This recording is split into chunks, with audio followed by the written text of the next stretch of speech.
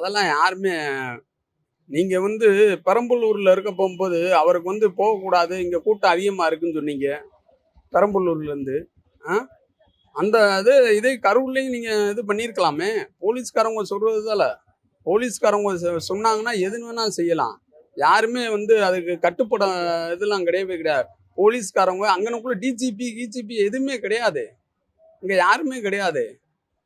நல்ல ஒழுக்கமான அரசியல் பண்ணுங்க. ஒழுக்கமான இதுல இருங்க. அவ்வளதான். இதுதான் ஒரு அரசியலு நல்ல மாற்றத்துக்கு உண்டானது. இவரு நல்லது பண்றாப்புல அவ்வளதான். அவர் சொல்றாரு, பெரம்பலூருக்கு போறதுக்கு முன்னாடி எங்களுக்கு காவல்துறை எங்கள அலர்ட் பண்ணாங்க. ஸோ நாங்க அத மீட்டிங் அவாய்ட் பண்ணோம் அப்படின்னு சொல்றாங்க.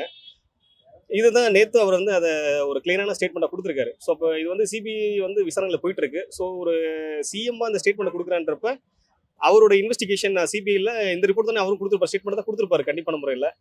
ஆனா காவல்துறை இது அவங்க ஒருநிலைத்தன்மையா தன்னிச்சையா செயல்பட்டு எங்கள உள்ள கொண்டு இந்த அசம்பவங்கள் நடத்துறதுக்கு அவங்களே முக்கிய காரணமா, அங்கமா ஆயிட்டாங்கன்ற கருத்தை அவர் முன்வைக்கிறாரு. இவர் சிஎம் அப்ப சொல்றாரு. பட் இதுல அவர் சொல்றப்ப அதை நம்ம ஏத்துக்கூட மனநிலைமையில இருக்கு. அந்த நேரத்துல தீவிரமான நடவடிக்கை எடுத்ததுனால தான் ஓரளவு உயிர்கள் காப்பாற்றப்பட்டது. அது உண்மைதான். ஆனா அந்த இடத்துல ஸ்பாட்ல போய் யாருமே திமுக காரவங்க உள்ள போயில யாரும் காப்பாத்தல. வந்த மக்கள், பாதிக்கப்பட்டு வந்த மக்களை காப்பாத்தினாங்க.